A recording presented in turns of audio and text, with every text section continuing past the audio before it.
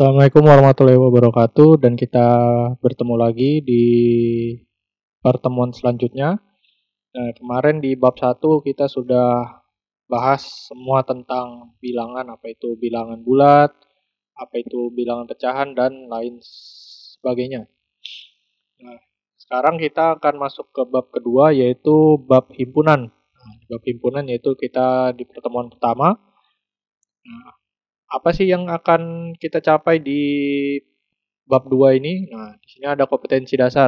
Yang pertama, kompetensi dasar 3.4, yaitu menjelaskan tentang himpunan, himpunan bagian, himpunan semesta, himpunan kosong, komplement himpunan, dan melakukan operasi biner pada himpunan menggunakan masalah kontekstual. Kemudian di kompetensi dasar berikutnya, yaitu 4.4, menyelesaikan masalah kontekstual yang berkaitan dengan himpunan, himpunan bagian, himpunan semesta, himpunan kosong, komplement himpunan, dan operasi biner pada himpunan. Nah, jadi target kita untuk bab 2 ini adalah yang saya sebutkan barusan. Nah, kemudian di tujuan pembelajarannya, untuk apa sih kita belajar tentang himpunan ini?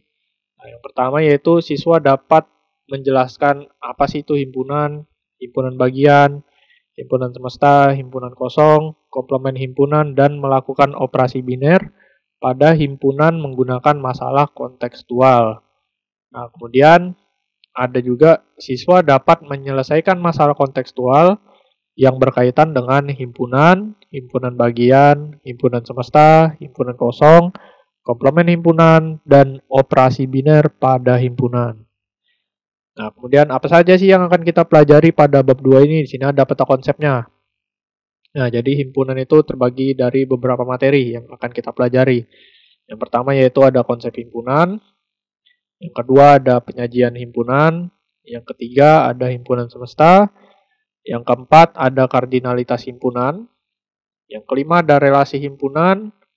Yang keenam ada himpunan bagian. Yang ketujuh ada himpunan kuasa. Yang kedelapan ada kesamaan dua himpunan. Kemudian ada operasi himpunan, ada irisan, ada gabungan, ada selisih, dan yang terakhir ada sifat-sifat operasi himpunan. Oke, yang pertama yang akan saya bahas di sini adalah konsep himpunan. Nah, pada kehidupan sehari-hari tentu kalian tidak asing dengan kata kumpulan atau kelompok. Pasti kalian bersama teman-teman kalian atau keluarga kalian pasti pernah menyebutkan kata kumpulan atau kelompok. Apa sih yang dimaksud dengan kumpulan atau kelompok? Nah, di sini misalnya seperti kumpulan hewan berkaki empat. Nah, kalau saya bertanya, apa saja sih kumpulan hewan yang berkaki empat? Nah, tentu kalian dengan mudah menyebutkan hewan-hewan tersebut. Contohnya misalnya ada sapi, ada kambing, ada kucing, dan lain sebagainya. Misalnya seperti itu ya. Nah, kemudian contoh lainnya, misalnya kelompok kendaraan yang memiliki roda. Nah, kalian juga dengan mudah pasti menyebutkan apa-apa saja sih yang termasuk dalam kelompok ini. Nah, misalnya ada mobil, ada bis, ada sepeda motor, ada sepeda. Sepeda itu juga kendaraannya. Nah, atau yang lain sebagainya, misalnya seperti itu. Nah, dalam matematika, kata kumpulan atau kelompok merupakan istilah lain atau sebutan lain dari himpunan. Jadi himpunan itu pengertiannya hampir sama seperti kelompok atau kumpulan. Nah, secara definisi, himpunan adalah kumpulan benda atau objek yang dapat didefinisikan dengan jelas. Maksudnya apa didefinisikan dengan jelas? Nah, benda atau objek tersebut memiliki syarat-syarat yang spesifik atau syarat-syarat yang jelas. Sehingga dengan tepat atau dengan mudah kita dapat mengetahui objek atau benda yang termasuk dalam himpunan atau yang tidak termasuk dalam himpunan. Jadi pengertian dari himpunan itu kurang lebih seperti ini ya. Nah, kemudian di sini ada contoh himpunan. Nah, apa-apa saja sih contoh dari himpunan? Nah, contoh yang pertama adalah himpunan hewan yang ada di darat. Hewan-hewan apa saja sih yang ada di darat? Nah, contohnya seperti singa, harimau. Nah, itu kan kita bisa dapat menyebutkan anggotanya. Nah, kemudian ada lagi himpunan siswa-siswi kelas 7A di SMP Negeri 1 Samarinda. Nah, kalian pasti yang kelas 7A tahu kan teman-teman kalian siapa-siapa saja namanya. Nah, seperti itu. Kemudian ada juga himpunan bilangan positif, bilangan bulat positif. Nah, bilangan bulat positif itu apa saja sih yang termasuk di dalam himpunan tersebut? Misalnya 1, 2, 3, 4, dan seterusnya ya. Kemudian ada lagi himpunan bilangan prima. Nah, apa sih itu bilangan prima? Ayo, jangan sampai lupa ya tentang arti dari bilangan prima. Jadi bilangan prima itu adalah bilangan yang hanya bisa dibagi oleh satu dan dirinya itu sendiri atau bilangan itu sendiri. Nah, jadi bilangan-bilangan prima itu apa saja? Misalnya himpunan bilangan prima anggotanya adalah 2, 3, 5, 7, 11, dan seterusnya. Nah, jadi contoh di atas itu merupakan beberapa contoh yang merupakan suatu himpunan.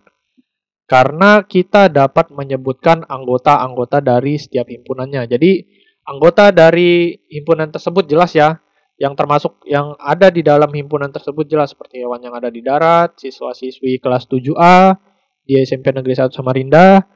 Kemudian ada himpunan bilangan bulat yang positif dan ada himpunan bilangan prima. Dan masih banyak contoh-contoh lain yang mungkin bisa kalian cari. Nah, kemudian ada contoh yang bukan himpunan. Apa sih yang bukan himpunan itu? Nah, misalnya, himpunan kota-kota besar yang ada di Indonesia. Nah, kita kan tidak tahu secara definisi kota-kota besar itu yang dimaksud besarnya seperti apa. Apakah besarnya seperti Samarinda, ataukah besarnya seperti Balikpapan, atau besarnya seperti Jakarta, kan kita tidak tahu. Apakah dia dilihat kota besar itu berdasarkan luas daerahnya atau banyak penduduknya, dan itu tidak termasuk sebagai himpunan karena syaratnya kurang jelas ya. Nah, kemudian ada lagi himpunan siswa yang pandai di SMP Negeri 1 Samarinda. Kalian bisa enggak cari teman kalian yang pandai atau yang pintar di SMP Negeri 1 Samarinda? Tentu kalian akan kesulitan mencari siapa-siapa saja sih siswa dan siswi yang pandai di SMP Negeri 1, kecuali kita mempunyai syarat yang lebih pasti. Misalnya siswa yang pandai dalam bidang matematika atau siswa yang pandai dalam menulis puisi. Nah, itu lebih spesifik dan itu termasuk himpunan. Tetapi kalau cuman himpunan siswa yang pandai di SMP Negeri 1 Samarinda, itu syaratnya belum jelas. Sehingga himpunan ini ada apa? Kalimat ini bukan suatu himpunan. Jadi himpunan siswa yang pandai di SMP Negeri 1 itu bukan suatu himpunan. Nah, kemudian himpunan pelajaran yang disukai oleh siswa. Nah, kita tidak tahu antara siswa A dengan siswa B, apakah pelajaran yang disukai itu sama atau berbeda, kan kita tidak tahu. Nah, ini juga bukan suatu himpunan. Nah, jadi contoh di atas merupakan beberapa contoh yang tidak termasuk himpunan, karena kita tidak dapat menyebutkan anggota-anggotanya secara jelas dan tidak memiliki syarat yang jelas, seperti itu. Nah, selanjutnya ada notasi dan anggota himpunan. Suatu himpunan biasanya diberi nama atau dilambangkan dengan huruf besar atau huruf kapital. Biasanya seperti huruf A, B, C, D, dan seterusnya sampai Z. Nah, jadi semua huruf itu bisa kalian gunakan dan harus ditulis dengan huruf besar. Nah, kemudian adapun benda atau objek yang termasuk di dalam himpunan tersebut ditulis dengan menggunakan pasangan kurung kurawal. Jadi kurung kurawal itu kurungnya bukan seperti kurung biasa ya yang biasa kalian gambar. Jadi kurung kurawal itu kalau biasa saya gambarkan itu seperti huruf yang buka kurungnya itu seperti huruf S, kemudian di bawahnya seperti huruf S terbalik seperti ini. Nah, tutup kurungnya juga sama tapi kebalikannya. Jadi huruf S terbalik yang pertama, kemudian huruf S di bawahnya. Nah, jadi kalau kalian menggambar kurung kurawal kurang lebih seperti ini ya bentuknya. Nah, seperti itu. Nah, kemudian sini ada contoh. Sini saya contohkan. Nah, nyatakan himpunan berikut menggunakan tanda kurung kurawal. A adalah himpunan bilangan cacah kurang dari 6. Nah, Sebelum kita kerjakan, ingat bilangan Caca itu apa saja sih? Bilangan Caca yang kalian tahu. Nah, jadi bilangan Caca itu kita mulai dari angka 0, 1, 2, 3, 4, dan seterusnya. Nah, penyelesaiannya, jadi anggota himpunan bilangan cacah yang kurang dari 6, yaitu adalah 0, 1, 2, 3, 4, dan 5. Nah, kenapa 6 tidak masuk? Karena syaratnya di situ jelas, yaitu bilangan cacah yang kurang dari 6. Nah, berbeda kalau kalimatnya berbunyi bilangan cacah yang kurang dari atau sama dengan 6. Seperti itu. Nah, jadi kalau kita tulis menggunakan kurung kerawal seperti ini. Jadi A sama dengan, nah sama dengan itu dibacanya adalah ya. Jadi A sama dengan, nah kurung kerawal itu dibaca himpunan.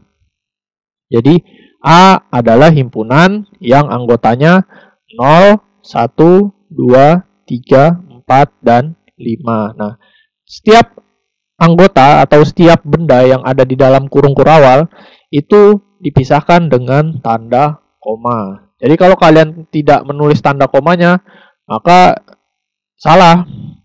Jadi anggotanya itu tidak terpisah. Jadi untuk memisahkan setiap anggotanya itu dipisahkan dengan tanda koma. Nah, setiap benda atau objek yang berada di dalam suatu himpunan atau yang ada di dalam kurung itu ya, disebut anggota atau elemen. Nah, kemudian yang disimbolkan dengan tanda seperti huruf E. Seperti huruf E tapi landai, tidak lancip. Nah, seperti itu yang saya contohkan ada di slide ini. Nah, sedangkan benda atau objek yang tidak termasuk dalam suatu himpunan itu disebut bukan anggota, yang disimbolkan dengan huruf E juga, tetapi dicoret. Seperti kalian mengerjakan operasi pecahan yang dicoret itu ya. Nah, seperti itu. Nah, kemudian banyaknya anggota suatu himpunan dinyatakan dengan N. Nah, pada contoh di atas, jika A itu anggotanya adalah 0, 1, 2, 3, 4, 5. Nah, itu anggotanya ada berapa sih? Nah, kalau kita hitung semuanya anggotanya ada 6. Berarti banyak anggota suatu himpunan ditulis N, A. N itu menyatakan banyak, kemudian A yang di dalam kurung itu menyatakan himpunannya atau nama himpunannya. Nah, NA sama dengan 6. Jadi anggota himpunan A itu ada 6. Seperti itu ya. Nah, kemudian ada penyajian himpunan. Nah, suatu himpunan dapat dinyatakan dengan 3 cara, yaitu menggunakan kalimat yang menyebutkan sifat yang dimiliki anggotanya, kemudian mendaftarkan anggota-anggotanya, dan menggunakan notasi pembentuk himpunan. Jadi kalau saya bertanya, ada berapa sih cara untuk menyatakan himpunan? Nah, itu ada 3. Harus kalian ingat. Yang pertama menggunakan kalimat yang menyebutkan sifat anggotanya, kemudian mendaftarkan anggotanya, dan menggunakan notasi pembentuk himpunan. Seperti itu. Nah, untuk yang pertama yaitu menggunakan kalimat yang menyebutkan sifat anggotanya. Suatu himpunan dapat dinyatakan dengan menuliskan kalimat yang menyebutkan sifat ke setiap anggotanya. Contohnya seperti ini. Jadi A adalah himpunan semua bilangan ganjil yang lebih dari 1 dan kurang dari 8. Nah, jadi sifatnya itu yang mana sih sifatnya? Nah, kalau di sini kan dikatakan menuliskan kalimat yang menyebutkan sifat setiap anggotanya. Nah, sifatnya itu yang mana? Sifatnya yang pertama adalah dia itu adalah bilangan ganjil. Nah, kemudian sifat yang kedua yaitu yang lebih dari 1 dan kurang dari 8. Nah, itu adalah sifat dari anggota himpunan A. Seperti itu ya. Nah, kemudian yang B. Yang B itu adalah himpunan semua bilangan prima yang kurang dari 10. Nah, kurang dari 10 berarti sifatnya yang mana? Sifatnya yaitu bilangan prima dan bilangan yang kurang dari 10. Seperti itu. Nah, jadi untuk yang contoh yang pertama ini adalah Penyajian himpunan menggunakan kalimat yang menyebutkan sifat anggotaannya atau sifat keanggotaannya. Nah, kemudian yang B yaitu mendaftarkan anggota-anggotanya. Nah, maksudnya apa sih mendaftarkan anggota-anggotanya? Jadi mendaftarkan anggota-anggotanya ini sama saja kalian menuliskan anggotanya di dalam kurung kurawal seperti di contoh sebelumnya. Jadi suatu himpunan dapat dinyatakan dengan mendaftarkan anggota-anggotanya, yaitu dengan menyebutkan semua anggota himpunan yang dituliskan di dalam kurung kurawal dan setiap anggotanya dipisahkan dengan tanda koma seperti yang saya sebutkan sebelumnya ya. Nah, contoh tadi yang A itu adalah himpunan semua bilangan ganjil yang lebih dari 1 dan kurang dari 8. Nah, berarti lebih dari 1, berarti dimulai dari 2. Kurang dari 8, berarti berakhir di 7. Berarti dari 2 sampai 7, bilangan-bilangan ganjil yang termasuk himpunan A itu apa saja? Yaitu adalah 3, 5, dan 7. Seperti itu. Nah, jadi di sini ditulis dengan huruf kapital. Nama himpunannya yaitu A. Kemudian ada tanda sama dengan. Kemudian ada kurung kurawal. Dan setiap anggotanya dipisahkan dengan tanda koma seperti itu. Nah, kemudian yang B adalah himpunan semua bilangan prima yang kurang dari 10. Bilangan prima itu apa saja sih yang kurang dari 10? Nah, berarti bilangan prima yang kurang dari 10 itu adalah 2, 3, 5, dan 7. Jadi untuk mendaftar cara penyajian himpunan dengan mendaftarkan anggotanya adalah seperti ini ya. Oke, yang ketiga yaitu menggunakan notasi pembentuk himpunan. Apa sih maksudnya? Nah, jadi suatu himpunan dapat dinyatakan dengan menuliskan notasi pembentuk himpunan. Notasi ini memiliki bentuk umum yaitu seperti ini, buka kurung kurawal. Buka kurung kurawal, kemudian ada huruf X. Kemudian ada garis tegak, yang ini garis tegak. Kemudian ada A dalam kurung X. Kemudian tutup kurung kurawal. Nah, jadi jangan lupa ya kalau kalian menyajikan sebuah himpunan, suatu himpunan, jangan lupa kalau ada buka kurung kurawal berarti ada tutup kurung kurawal. Jangan sampai lupa. Nah, kemudian di mana X itu X yang pertama ini ya. X yang saya lingkari ini. Nah, di mana X mewakili anggota dari himpunan. Nah, jadi misalnya himpunan A, anggotanya adalah X. Anggotanya adalah X dan AX. Nah, di sini AX. AX ini menyatakan syarat yang harus dipenuhi oleh X atau dari anggota himpunan A. Misalnya seperti itu. Agar bisa menjadi anggota himpunan tersebut. Nah, jadi seperti itu ya. Ada X, ada AX. Nah, AX itu adalah syaratnya. Tapi yang kita tulis nanti bukan AX. Nah, simbol X ini bisa diganti dengan huruf lain. Misalnya huruf Y atau huruf Z atau huruf lainnya. Yang penting ditulis dengan huruf kecil. Tidak boleh ditulis dengan huruf besar. Nah, contoh. Tadi himpunan A itu adalah himpunan bilangan ganjil yang lebih dari 1 dan kurang dari 8. Nah, jadi kalau kita tulis menggunakan notasi pembentuk himpunan seperti ini. Nah, A, jangan lupa nama himpunannya dengan huruf besar. Kemudian ada tanda sama dengan. Nah, kita buka kurung kurawal, ada huruf X. Jadi X ini adalah anggota dari himpunan A dengan syarat. Nah, ini syarat yang pertama yaitu X harus lebih dari 1. Nah, kenapa ditulisnya seperti ini? Kenapa ditulisnya satunya di sebelah kiri bukan X-nya yang di sebelah kiri? Nah, jadi kalau kita baca ini 1 kurang dari X. Nah, kalau kita baca dari kiri ke kanan ya. 1 kurang dari X kurang dari 8. Nah, yang artinya kalau saya keluarkan, saya tulis begini, 1 kurang dari X. Nah, dan ada X kurang dari 8. Nah, ini sama saja yang 1 kurang dari X ini. Berarti X itu kan harus lebih dari 1. Nah, makanya ditulis seperti ini. Ini namanya bentuk interval. Kalau saya tulis seperti ini. 1 kurang dari X kurang dari 8. Nah, jangan lupa kalau misalnya ada tanda sama dengan. Nah, kalau ada tanda sama dengan itu berarti ada garis di bawah tandanya. Nah, seperti ini yang saya contohkan ini. Nah, jadi kalau ada garis di bawahnya itu berarti 1 kurang dari atau sama dengan X.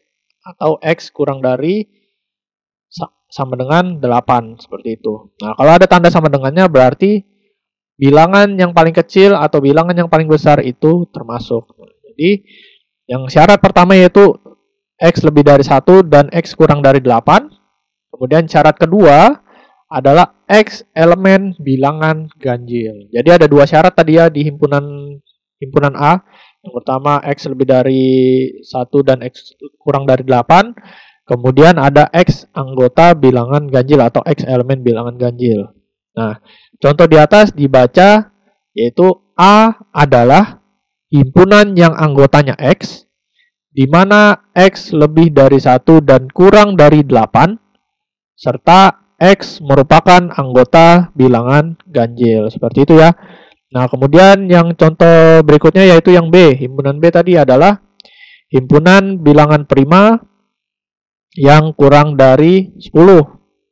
Berarti kalau kita tuliskan dalam notasi pembentuk himpunan adalah B sama dengan buka kurung kurawal. Nah, di sini saya ganti Y X-nya. Nah, berarti B adalah himpunan yang anggotanya Y. Nah, ini Y. Di mana? Nah, garis tegang ini dibacanya adalah di mana? Nah, garis tegang itu dibacanya di mana? Di mana Y itu kurang dari 10. Nah, berarti anggotanya kurang dari 10. Dan Y adalah elemen dari bilangan prima. Seperti itu.